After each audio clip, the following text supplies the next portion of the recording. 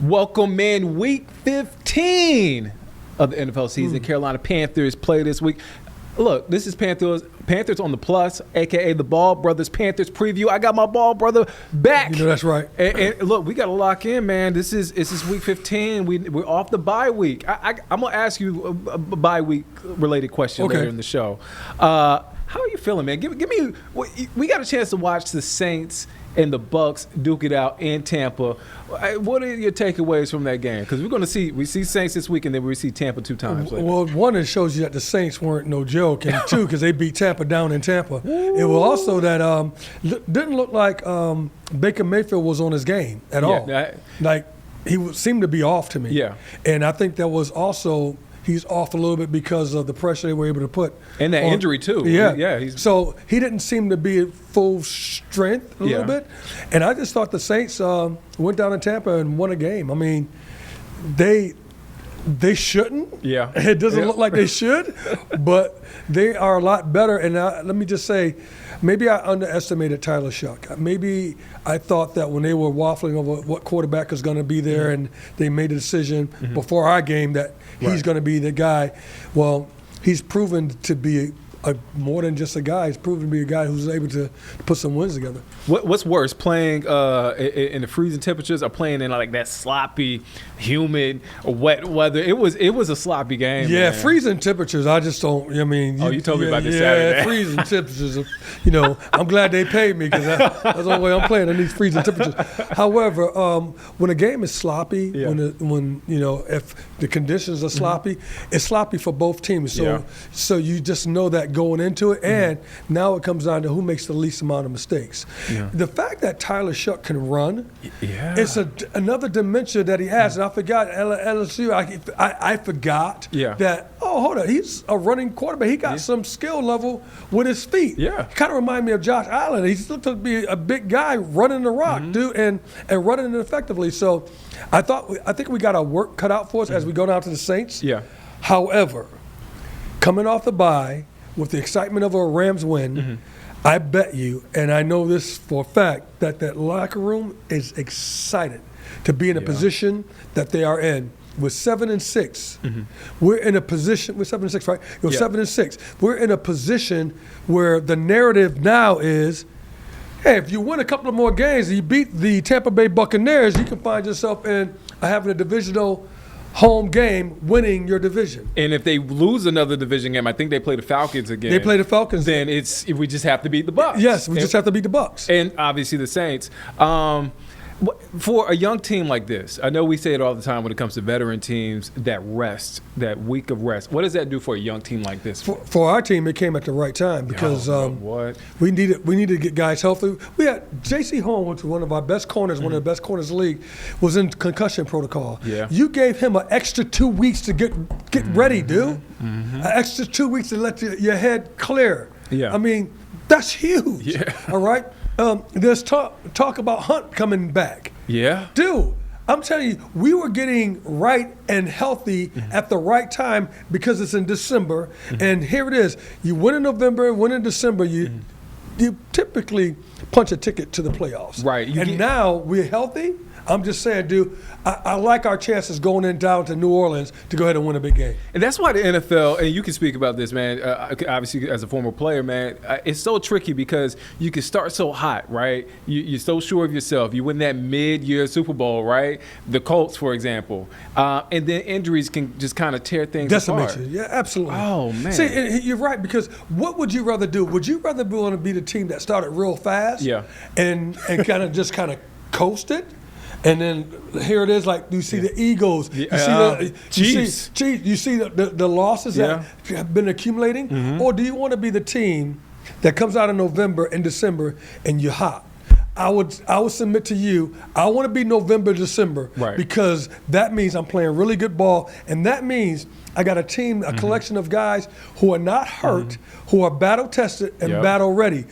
The biggest thing that happens for teams is that because of attrition, you lose guys. You lose some of your top players. Yeah. And Mike Evans thinking about coming back. I think Mike Evans is supposed to be coming back for Tampa next week, this week, coming up week. I mean, he's been out. Right. Dude, so when you're talking about that, dude, when you lose your players, We had Chuba hurt, we had Rico Dowdle hurt, and they were all both playing. Yeah. They weren't playing at a full set. Now they're healthy. What? They are healthy. Please. I'm glad I don't have to sign a 44-year-old quarterback. Sorry, Colts fans. But shout out to NC State. All right, so we know what the offense should look like. We have a blueprint of what the offense should look like. Balanced running attack. Even if Chuba and Rico are not getting 100 yards a pop, they are very vital in the passing game. We know Bryce being consistent in the pocket, not turning over the ball. We know what the offense should look like. However, we came off a big win against Green Bay and stunk it up against the Saints. Yeah, because they loaded the box, and what they really dared Coach Canales, and they dared Bryce Young. Yeah. Beat me with your arm. Can Bryce Young beat them? Yes, with his arm. Has he proven that? Absolutely. Bryce Young can beat you with his arm. He's proven that to me, no doubt about that. We've had some things that went wrong in that game and did not capitalize on. I'm like, this dude. Yeah. Where are my Panthers at, man? This is the wrong team. Somebody stole these guys. Invasion of the body snatchers or something, right? But I think now where we are, and now as December, and you know there's only 4 games left. Yeah. You know that there's only 4 games left is done. And now you get a chance to really find focus. Every game is a championship game. And the fact that you are in the conversation, that is huge. And so I think you leave, they're going to do the same thing. Yeah. Tampa Bay is going. The Saints are going to go ahead and load the box, try to stop Chuba, try to stop Rico, may have some success, and dare Bryce to go ahead and beat him. And then I'm going to tell you what, Jaylen Coker, T-Mac, Leggett, who else? Mitchell Evans, out the backfield, Chuba and Dowdle. Y'all got to eat. Okay. When you get the rock, you got to eat. When you you can't say this, I'll get the next one, or I'll catch the next one.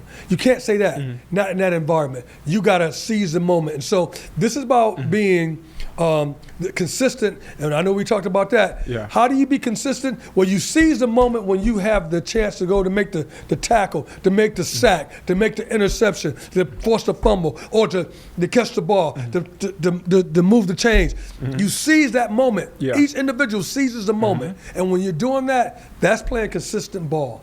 That's what they need to go ahead and do. Making those plays in the red zone, also making those plays on 4th down, which we've been pretty good on those big plays. I know. Jaylen Coker, man, he's making some big catches. Dude, Jaylen Coker, I thought before he got hurt, I thought he was the heir apparent to go ahead and be one of the starters. Okay. I thought it was going to be McMillan, Tetro McMillan, and Jaylen Coker, and then I thought Leggett would be that third receiver. Yeah. I still see that kind of look like maybe it's brewing. Jaylen Coker can catch. He can catch. Does he remind you of Muhsin Muhammad? Muhsin Muhammad. Because he has both big guys. He got the big body. He got great hands. Yeah. You know, and he can post you up, dude. He can put you on his hip and post you up. Oh, you know, man. and so he can extend. And now, like, if I'm behind him and he extends his hands out this way, I got to go ahead and attack the elbow because I ain't going to be able to reach the ball. All right, so you got to go ahead and do different stuff to go ahead and to make it bend. So you got to do all that type of stuff right there. He's that guy. He's the type of guy like when Olsen would do, put a defensive back on his back. Yeah. And then he said, okay, I'll just body you out. I'm just going to put you in the low post and box you out, dude. I'm going down in the low post like LeBron James right there, and I'm passing the ball in, and ain't nothing you can do about it because he's a big body receiver. And that's a great thing. Muhsin Muhammad had that. I don't know if you could guard Jaylen Coker, man. I don't know. In your prime, I don't know. Oh, hold on. My prime? Oh, hold on. You go back right now? No. No. The way they signing old quarterbacks, they might. In my prime? Oh, that's a different story right there. I'm sorry, Coach. I'm sorry, Coach. You're going to lose that battle. I'm sorry. It ain't going to happen. Not on my watch. I just had to get Eugene started. I'm sorry, man. You're going to win that battle. Not my prime. I'll holler at you, dog. Speaking of those veteran defensive players, I got to mention Demario Davis, Chase Young, Cam Jordan. They gave us fits. Always. That group is no doubt. How do we compare? Is it getting the ball out quicker? Is it just, hey, man, the run game is 2-3 yards a pop, just keep feeding the rock to Chuba and Rico? I think, if I'm not mistaken, they have 28 sacks or maybe 33 sacks, that group. Right? It's a pretty good group. It's a pretty good group, but it's probably down from what they typically will end up with. We have to protect against these guys. Yeah. They're really good. But I think what we did, the fourth down plays that we did against the Rams, both fourth down plays, right? The one to Jaylen and one to Colbert. to Matt. T-Mac, right? Yeah. The blocking was extraordinary on Yeah. because they did 2 deep over routes. Okay, a deep over. I got Leggett coming from this side, going to end up on the other side of the field, and I got McMillan coming from this side, right? Yep. McMillan's high, Leggett is lower, right? It looked like they're about to run into each other, right? Yeah. For that play to develop, 1001, 1002, 1003. It's going to be about 3 seconds for you to go ahead and cross and to get to where you need to get to. Yeah. Across the field. Right there with a guy, and you got a guy that's chasing you. T-Mac had a guy that was right in his hip, and then Bryce Young, to Bryce Young credit, he throws him open. What do I mean by that? He makes him, as he's going on his route, he throws the ball deeper and down the field. Not across the field, but down the field. McMillan adjusts his route, and now he stacks the defensive back. Now the defensive back is behind him, and now he's pulling away from him. I'm like, dude, that's a beautiful play and beautiful recognition by Bryce and our T-Mac to be on the same page to go ahead to adjust the route on the fly. And it's, like you said, throwing your receiver open, giving your playmaker a chance to make a play. You know what? Steve Smith Sr. said this too. I thought the same thing. I was a big fan of, where's that linebacker? Where's that edge rusher in the draft? I want that cat right there. I'm a defensive cat. So I'm like, hey, I want that dude. I take it back. Dan Morgan, you know what you're doing. Dave Canales, you know what you're doing. You don't need my help at all because Tedero McMillan is the right choice. That young man right there has changed the face of that receiver core. He's that guy. So other teams, when they look at him, they go like this, hey, they got a guy. They got a guy. This is a dude we got to be worried about. This dude right here will eat you alive. And that's what he's done. He's been able to bring some vitality, some vibrancy, and some confidence to Bryce Young, and that receiving and quarterbacking crew. Look, we may not need you in the draft room. We need you here, Eugene. We need you here, man. You're about a part of the show, man. I hear you, dog. I'm just saying. We break it down, dog. We break it down. We'll break down some more. Let's take a quick break. We'll be back here at Panthers on the Plus, a.k.a. the Ball Brothers Panthers Preview Week 15. We'll be right back.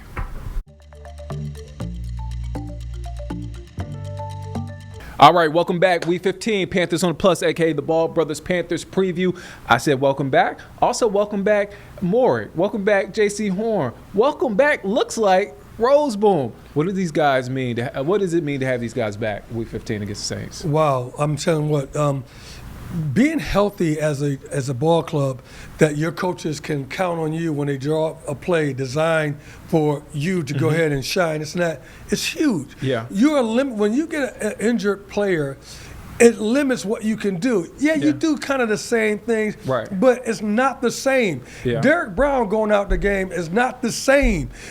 J.C. Horn going out of the game. All right, Thornton comes in the game, does a wonderful job, right? But it's not the same. And so what coaches love, they love stability and they love consistency. They love knowing that I can count on this dude right here because that means I can call these kind of plays for this cat. This kind of plays for this cat, this kind of plays for this cat. Now getting these guys back in the mix, they can go ahead and say, let's unleash these boys. Let's go ahead and do this because we can do the things that we wanted to do and we're not limited to it by personnel and by choice of personnel. So I love the fact that we got guys coming back. The great thing about Roseboom is that he got a motor that don't quit. That dude is all over the field at the linebacker spot, right? And it's almost like he's too aggressive and too impatient. Right. I think you mentioned that earlier in the season. It's almost like he's too aggressive, but I can always dial that back, but I can't dial it up. And so having him back in the mix, this and that, I think you get to use some of that aggression. Guess what? If I'm Coach Gerald I'm sending Roseboom off the edge, man, down in the A gap. Because they have been sending Morig. Yeah, you got Mary. He got what's the name? I'm sending them boys, man. I'm gonna let them dudes eat, and I'm gonna get in the face of Tyler Shuck, dude. Shuck. Guess what? You're gonna have to see a dude in your face. You're gonna have a dude in your face. Is that the key to get a young guy who is? Panthers are confident, but the Saints are confident. That young quarterback is also confident, and he's also looking back like, man, we got our first win against the Panthers. I can do this again. Getting pressure on him is but the same team that you play again is not the same team that you played the first time. Okay. It's not, because they do the self scouting and they look at the game and they say the places where they messed up and they go like this. Okay, we're going to shore this up. Mm-hmm. Oh, we should have attacked here. Oh, we should have done this. Yeah. Look, when the Carolina Panthers go back and look at that 17-7 game, they're going to go like this. Man, we missed an opportunity here. There's an opportunity here. Yeah. There's an opportunity here. There's an opportunity here. Boom.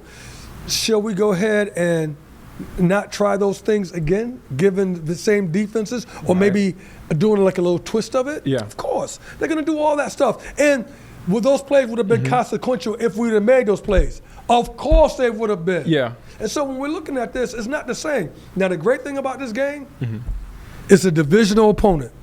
Throw records out the window. This is a fight, dude. Oh, yeah. It's a dog fight. It's a dog fight. What is it like playing against? Punch you in the mouth. You're going to punch me in the mouth. You punch me in the mouth, it's going to be some, you're going to get a 1-2 punch, a 3-piece combo, dude. You're getting a 3-piece combo. With a biscuit on the side. With a biscuit on the side. Hey, man, don't forget my honey either. Oh, yeah, watch out now. But you're going to get the 3-piece combo, though. But what is it like to play inside the Superdome? Because the Panthers, it's hard. That's been one of our divisional opponents since the early 2000s that we have not had good luck against historically. But playing inside the Superdome, and Bryce has not had great games against them historically. His first game ever against the Saints, boy. So Bryce is looking to go ahead and rewrite that narrative, no doubt. But to play in that stadium is very, very loud. Yeah, the sound bounces off everywhere, from the top to the sides. Yeah. It's a crescendo of noise. Yeah. It just is. It's not as loud as the Seattle Seahawks stadium. Yep. But it borders on jet plane loud. Whew. Like being behind a jet plane and here. Yeah. It's like that. So Trevin Wallace, the guy who was wearing the green dot, hand signals. Okay. Hand signals. So they'll be working on that stuff all week long. Hand signals. They would have been talking about this. Hey, now here's the thing. When the offense is on the field, the Saints offense, it's gonna be quiet. Oh yeah. So you can talk. However, when the Panthers are on the field, it's gonna be loud. So it's gonna more so affect the offense than it will affect the defense. One guy we got to talk to about that offense, Chris Olave, man. He had a great game against us in Week 10. I know you said the same team. They're not the same team coming in from different weeks, but man, he had 100. But they took the shot. Yeah, and I think JC gambled a bit, and I get it. As a corner, you want to kind of bait the offense. Well, I don't think it's that JC baited him as much as JC, I thought, employed the wrong technique. JC, they running down on that go route. They're running and they're looking at each other face to face. The ball's coming in here. He's running. He can see and he can go ahead and lean and look at the ball. What happens when you lean to look up at the ball right here? You start to go ahead and get out of sync with the run. And dude, all it takes for me to do is this. If I put my hand on you just ever so slightly, just a little hand check, that little bump will push you off. He ended up slipping and falling, right? Yeah. Now, I contend this. If J.C. Horn's running and he decides to put his back, as he's done before, and run down on that go route, and now he takes his elbow and he can go ahead and guide his elbow on him, that's a different thing. Now Olave got to put a Randy Moss on you, but the way J.C. Horn has been playing and the way he's been jumping and he's been timing the ball, that's an interception. That's not a push down for a touchdown. That's not that. Or the bump into for a touchdown. I thought he just employed the wrong technique. I think he changed that technique up when he's down the field on him. I was about to say, what's the mentality going into that week? Are you like, man, I know I had a bad game or I didn't have a great game against our divisional opponent, and man, they made me look bad on film. Pride. Okay. This is about pride because here it is. Everybody saw it. Yeah. So it's like. Oh, yeah, we saw it. Look, when you do something that everybody sees, and everybody wants to go ahead and chime in about how awful that you were or this, that. Yeah. That stays with you. And guess what? When you get ready to play that team, it's going to come back up and go like this. Hey, man, want you to do. Hey, man, that the cat who did. Man, it shouldn't. Dude, that looked like the dude. He had the ball head. Yeah. Yeah, he was wearing number 53. So they remember that. Yeah. You remember it. And no way, you're waiting to change the narrative because you're a professional football player. Yeah. You're the best at what you do. I know that J.C. Hornets is circling like this. You wait till I see Olave again. I know he has to say that to himself. And Jack said to himself, when you come on my side, you wait till I see him. Because Mike Jack is looking like, I don't want to jinx him, but he's looking like a number one quarterback on any other team. Dude, right now. He's like, Mike Jack has thrown down the gauntlet and said to all the receivers, look, if you think it's just J.C. Horn with the 5 interceptions, I got 3 of these joints right here. Yep. But when I'm covering people, you better make a fantastic catch because guess what? You ain't going to get nothing. Don't forget, Puka Nacua caught that ball towards the end, down the field near the end zone with that one-handed catch.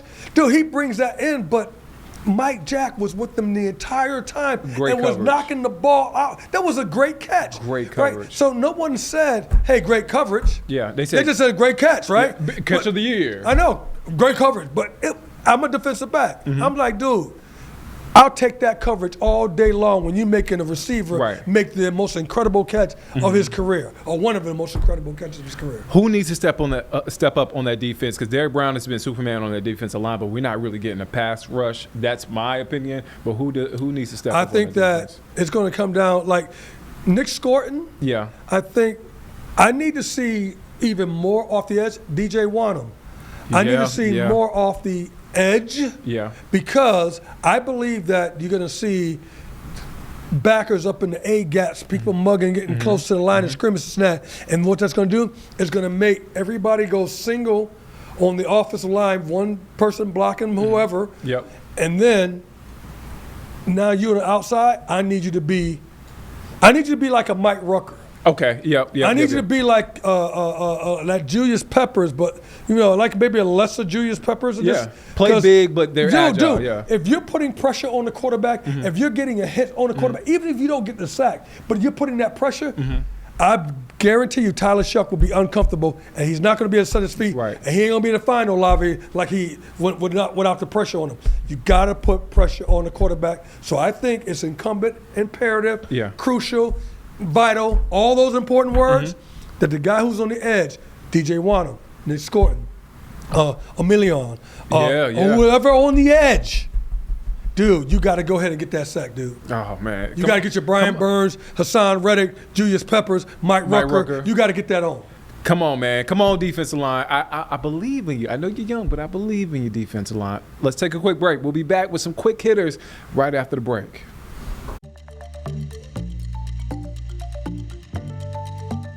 Welcome back here on Panthers on the Plus, aka the Ball Brothers Panthers preview. I'm excited, man. We playing football this week. All right, week 15. I got my ball brother in, Eugene Robinson. Time for some quick hitters. All right, a lot of hype around the Panthers. How do you avoid the noise, man?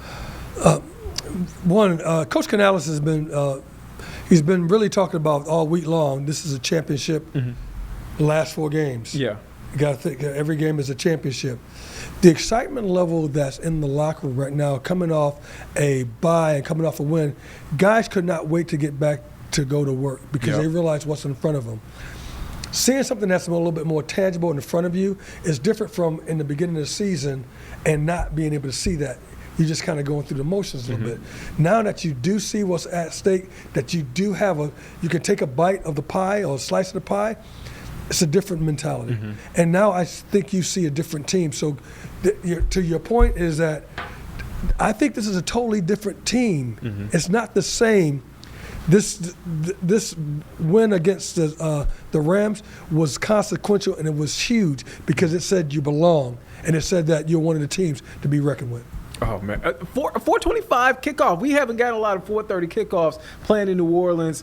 Does that play a factor in getting ready? Because we're used to this 1 p.m. kickoff. Man, we'll play you anywhere. We'll play you. We'll play you in the snow. We'll play you on the cement. We'll play you over there. We'll play you at Memorial Stadium. We'll play you at Bank of America.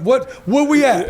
It don't even matter, because what supersedes all that of where you're playing at is the fact that you can punch a ticket to the playoffs. Yeah. Dude, knowing that that's the end goal and it's tangible totally trumps where we play at. We can play anywhere you want to go ahead and play. Out in the parking lot, do a WCNC. We go ahead and get down right there. Sideline bus, baby. Hey, sideline bus. We get down with you right there. Oh, man. Okay. Don't matter. Don't matter. Don't matter. X factor this week for the Panthers. The X factor, I think, is going to be there's two. I think that the Saints are going to go ahead and say, Bryce Young, we don't believe that you can beat us. Ooh. That's what I think they're going to say. So we're going to load the box up. We're going to try to stop the run. All right, that's what we're going to do. Yeah. 8 men, try to stop the run and see if you can go ahead and beat us on the outside. We don't think your receivers can beat us. We don't think that you can go ahead and beat us. I think this also is going to be about Coach Canales. One of the formulas that we were able to go ahead and do is we were able to control the clock. Yeah. Third period against the Rams, we had it for like 12 minutes. The best quarter of football probably. Dude, we ran the ball 35 times. Yeah. Dude, so I think this is going to be the Bryce Young, also Coach Canales, of what you're able to do offensively. That's what's going to be, I think, the referendum on them. Look, we're going down to SEC country, and who dominated the SEC? You got it, Bryce Young. I'm just putting that. Out there. Yeah, you put it out there. Hey, Bryce Young is familiar with that. And see, Bryce Young is not. It's going to be a huge crowd in there, right? Yeah. It's going to be loud. Yeah. Dude, man, he used to that, dude. He used to that. What? Come on, man. Huh? What? We used to this. What's going on? I'm used to this, dude. We used to putting on a good show. So it's going to be don't forget, the Saints play is a tough place to play, no doubt about it. But it's not like you're not playing for something. Yeah. It's totally different if we about to play the Saints and we're 3-10 or whatever it is, right? Yeah. All right. Oh, we're 3-10. Totally different attitude, totally different thing. We're going like this. Hey, if we win, it is what it is. We got what we got. Yep. Our season ain't going nowhere. Yep. That settles in. That's not what it is. That's not the narrative right now. Look, we're in the final stretch of the season, and make sure you hang with us. Hang with us. Panthers on the Plus each Thursday night, 9 p.m. with my bald brother. You know that's right. Eugene Robinson. Thank you for watching. We'll be back next week with hopefully. Hope some good news for you. Good news. Some good Don't news. nobody bring me no bad news. No bad news. You don't know nothing about that. That's weird. I don't. We'll see you next week.